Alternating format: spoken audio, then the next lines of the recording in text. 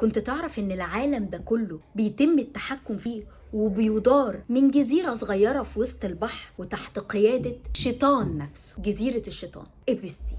اكيد اليومين اللي فاتوا دول وقع قدامك الاسم ده، سواء قريته او حتى سمعت عنه، واللي اكيد بمجرد ما بتسمع اسمها قلبك بيتقبض. وليه فجأة العالم كله مقلوب على الموضوع ده؟ سواء كنت فاهم ايه اللي بيحصل او حتى مش فاهم، يكفي ان انا اقول لك ان بسبب الموضوع ده رؤساء كتير وملوك وامراء ورجال اعمال مستقبلهم في خطر. العالم كله مقلوب، والكونجرس الامريكي واقف على رجل، لان الوثائق اللي طلعت والكلام اللي بيتقال هز العالم كله. ايه حكاية إبستين؟ وايه موضوع الجزيرة اللي قلبت الدنيا دي؟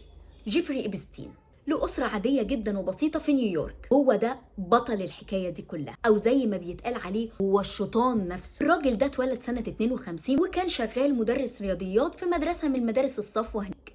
بس الشهادة لله كان راجل ذكي جدا وكان فعلا عبقري في الرياضة، وكل الناس اللي عرفته او اتعاملت معاه مش بتشهد له بس ان هو كان راجل ذكي زيادة عن اللزوم، ده كمان بيشهدوا له ان هو كان مهووس بالذكاء. الراجل ده كان شايف نفسه اذكى من البشرية كلها. الراجل ده كان عنده وجهة نظر في الحياة كده، كان شايف ان البشر الاذكى هم اللي عددهم اقل في العالم، شايف ان الاغبياء عددهم اكتر في العالم وبيتكاثروا كتير جدا، وكان متبني نظرية تحسين الجنس البشري وراثيا.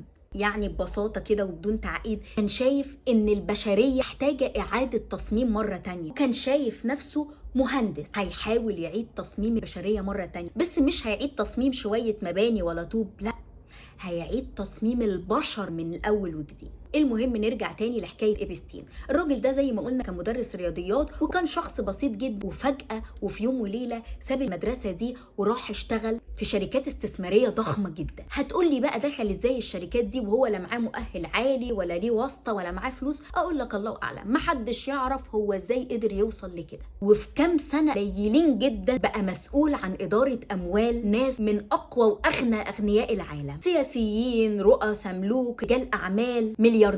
وفجأة برضو دخل وتوغل وسط الناس دي، دخل جوه بيوتهم، ومش جوه بيوتهم وبس، ده دخل جوه قلوبهم واسرارهم كمان. هتقولي ازاي عمل كده؟ اقول لك الله اعلم. الراجل ده كان معتمد على ذكائه، وذكائه هو اللي خلاه يقدر يوصل لكل اللي هو وصل له ده. وهو بقى شغال مع الناس دي بدأ يحس ان هم عندهم رغبات مكبوتة، بس ما يقدروش ان هم يطلعوها ولا يبوحوا بيها. ما هو احيانا برضو السلطة والشهرة والنفوذ بيبقى لها ضريبة، على قد حلاوة الفلوس والشهرة لكنها بتأيد وبتحكم. قال لك طب ليه لا، ما اعمل لهم انا كل اللي هم بيحلموا بيه واللي نفسهم فيه ايا كان ايه هو، من غير ما حد يعرف ولا حد ياخد خبر، وبعيد عن كل العيون، ويبقوا هم مش ظاهرين في الصورة. انا اللي هتولى كل حاجة، وهم بس كل اللي هيعملوه ان هم يتبسطوا. وقد كان، وفعلا الراجل ده عمل الجزيرة اللي احنا بنتكلم عليها بقالنا كام يوم، اللي هي جزيرة إبستين، أو زي ما بيطلق عليها إعلاميا جزيرة المتعة. بس قبل ما أكمل لك كده، هتقول هو معقول الراجل ده غبي لدرجة إن هو هيروح يقول لرئيس ولا ملك أنا حاسس إن أنت عندك شوية رغبات مكبوتة، إيه رأيك لو أفرغها لك عندي في الجزيرة بتاعتي؟ أكيد لا طبعا، الراجل ده مش غبي للدرجة. ففكر بقى إن هو يعمل الموضوع بشكل تاني خالص. أول حاجة كان بيفكر فيها، هو كان عايز يستقطب صفوة العالم، مش صفوة المجتمع ولا صفوة دولة، لا، كان عايز ويبقى متحكم فيهم كل الأثرياء وأصحاب النفوذ اللي في العالم كله. فخلى الجزيرة دي متقسمة لكذا قسم. أول قسم ده كان مكان للمؤتمرات والأبحاث العلمية والجلسات النقاشية، حاجة كده في منتهى الثقافة والاحترام. وما كانش بيدعى للمؤتمرات دي ولا الحاجات دي إلا للناس المهمة قوي وصفوة العالم في كل المجالات. فطبعا لما كان بيجي لحضرتك دعوة ان انت تروح تزور الجزيرة دي حاجة كبيرة قوي بالنسبة للناس كلها، لان انت اكيد هتروح هتلاقي اهم ناس في العالم كله، فده بيفتح مجال للبيزنس وللعلاقات، زائد ان انت كمان بتاخد الصيت بتاع ان انت بقيت من صفوة العالم. فكان بيعمل دعوات لكل الناس المهمة، علماء، رؤساء، ملوك، رجال اعمال، كل الناس اللي هو شايفهم مهمين. وكل الناس طبعا بتروح على حس ان هي داخلة منتدى عالمي ثقافي للنخبة. بس دي كانت جزء من الشبكة الكبيرة أو المصيدة اللي كانوا بيقعوا فيها الناس المهمة دي.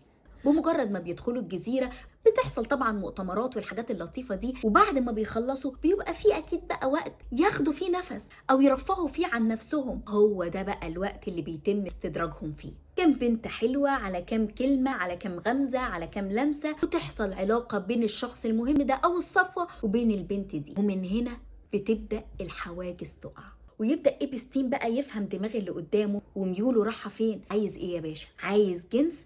موجود، مفيش مشكلة. لا مش جاية معاك بتحب البنات الصغيرة؟ ده مفيش أكتر منهم. لا، حاسس ان احنا لو عذبناهم وبعدين قتلناهم هيبقى الموضوع كده اكسايتد اكتر ومثير. في داهية، هم يخصونا في حاجة؟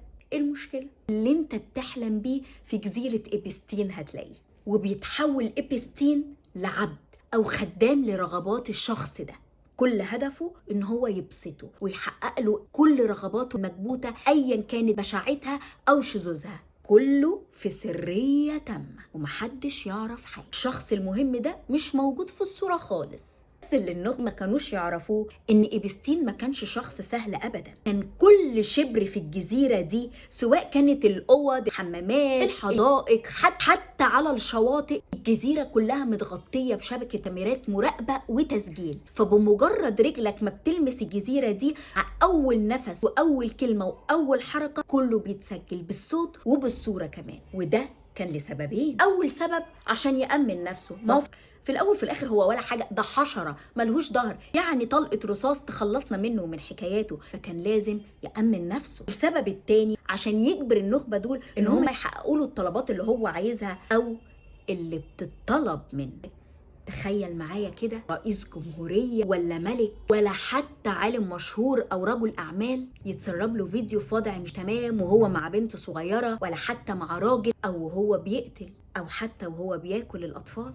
تفتكر كان ممكن يحصل له إيه؟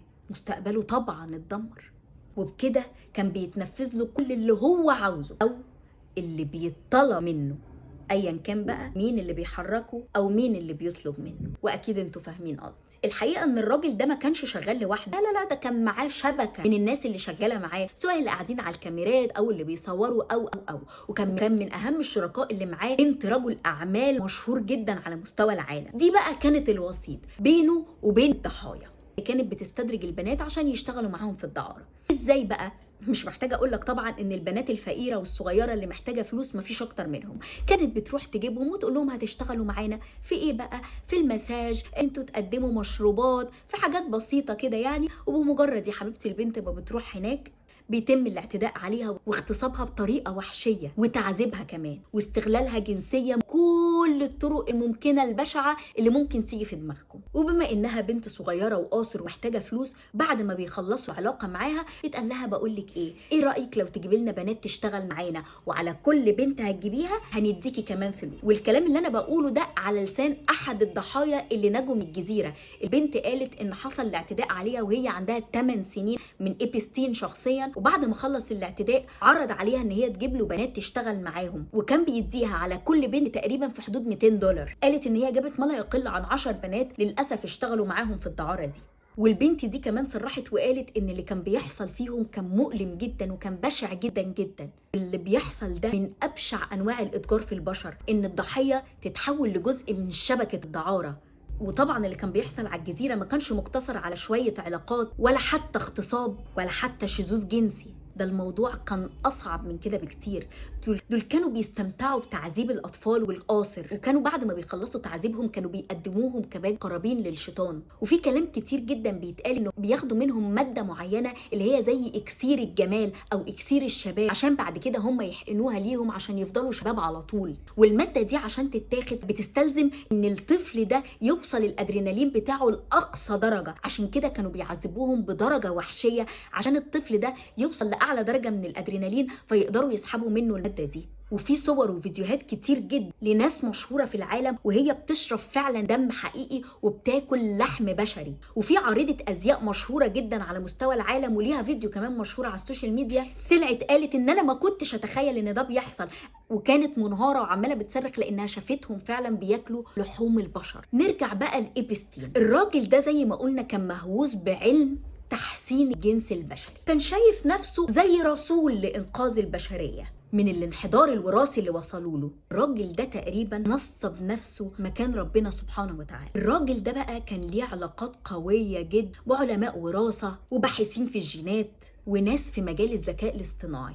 وعلم الاعصاب كمان. والحقيقه انه كان بيصرف ملايين الدولارات على ابحاث الدي ان ايه وعلى مشاريع الذكاء وعلى مؤتمرات علميه مغلقه وسريه جدا. بس ده كله ما كانش بيحصل في الجزيره اياها، لا، ده كان عنده مزرعه تانية كده في امريكا، وكانت مزرعه ضخمه جدا، ودي بقى كان عاملها شبه مجمع علمي مغلق وسري للغايه. كان بيعمل ايه بقى في المزرعه دي؟ بيزرع بذوره في العالم.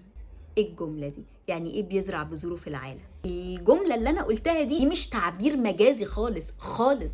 الراجل ده فعلا كان بيعمل كده. الراجل ده لانه كان شايف نفسه اذكى واحد في البشريه او من اذكى البشر على وجه الارض، كان عايز يخزن جيناته وينشرها في العالم كله، تبقى في جيناته، جينات الذكاء. فكان بيجمع الاحماض النوويه للناس الاذكياء، او من وجهه نظره اللي هو شايفهم اذكياء، او حتى الصفوه او الاغنياء. وطبعا الحمض النووي بتاعه، وده اساسي لانه من اذكى الناس، عشان يتم استخدامهم بعد كده في مشاريع انجاب او استنساخ او تحسين وراثي. والراجل ده كان بيحاول ان هو فعلا يغتصب اكبر عدد من البنات او يحقنهم بالحمض النووي بتاعه، وكان بيكون قاصد جدا ان هم يكونوا من جنسيات مختلفه ومن مذاهب مختلفه عشان نسله ينتشر في العالم كله وجيناته تنتشر.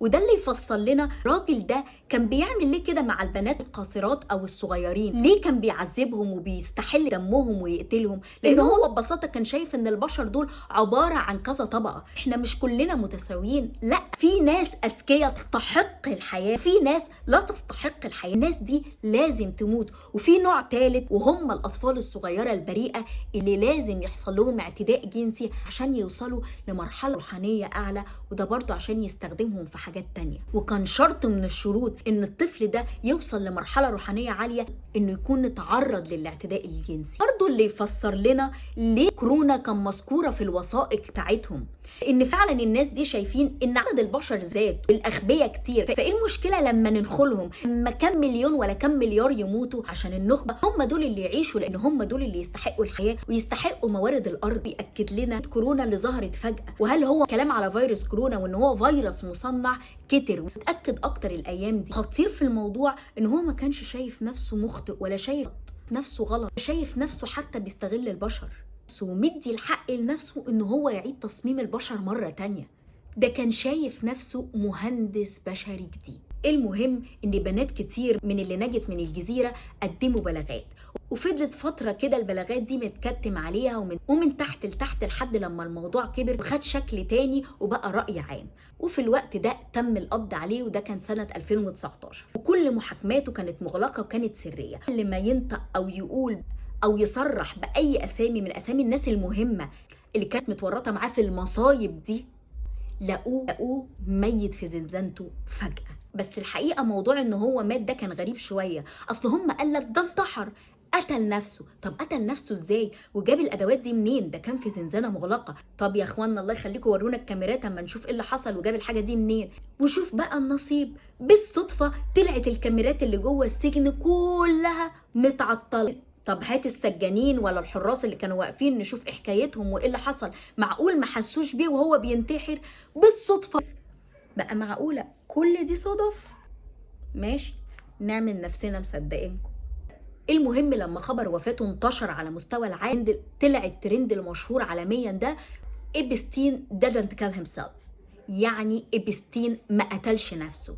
والحقيقه ان الهاشتاج او الترند ده ما كانش مجرد نظريه مؤامره، لا، ده كان شك عالمي ان الراجل ده فعلا تم قتله او تم تصفيته عشان ما يقولش وما يبوحش باسامي الناس المتورطه معاه. وشريكته اللي كانت معاه اللي كانت بتستقطب البنات اتحكم عليها ب20 سنه سجن سنه 2021. والحقيقه ان لحد هنا المفروض ان الحكايه بتاعت الراجل ده خلصت، لكن اللي حصل فجاه اليومين اللي فاتوا دول ان فجاه كده اتسربت وثائق كتيره جدا لجزيره إبستين دي، اتلطف الحكايه دي اسامي كتيره قوي ومشهوره جدا عايشه او ميته.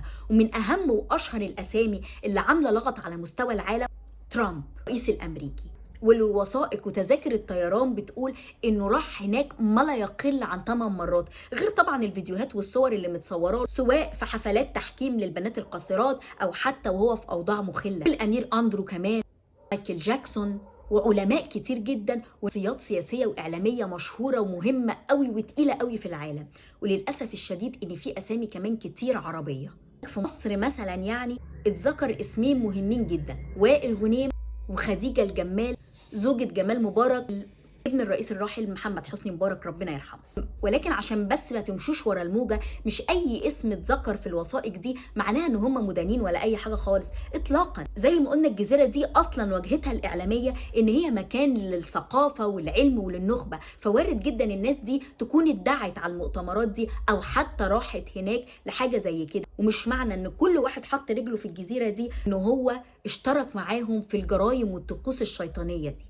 الراجل ده بقى لان دماغه كانت متكلفه ما كانش مهووس بان هو يكون مشهور ولا اي حاجه خالص، بالعكس هو كان عايز يبقى في الدرع محدش يعرف عنه حاجه، يكفي ان هو مشهور وسط الفئه اللي هو عايزها. الغريب بقى في الموضوع ان برغم من كل الوثائق اللي ظهرت فجأة دي مفيش ولا اسم الواحد اسرائيلي اتذكر، مع ان تقريبا معظم البلاد في منها ناس راحوا الجزيرة دي وملطوطين في الحكاية، ومن كل الاديان ومن كل الطوائف. اشمعنى دول؟ مش غريبة دي شوية؟ ده حتى لما اتذكر اسم واحد اسرائيلي كده بالصدفة ذكروه بالخير وقال لك انه راجل محترم وممكن نستفيد منه في المستقبل، يعني حتى ما قالوش كلمة دينه. والسؤال التاني، هو ليه الوثائق دي ظهرت فجأة كده للرأي العام وظهرت بالقوة دي وبالوضوح ده كله وبالشفافية دي كلها؟ الله أعلم. هسيب لكم انتوا بقى الإجابة.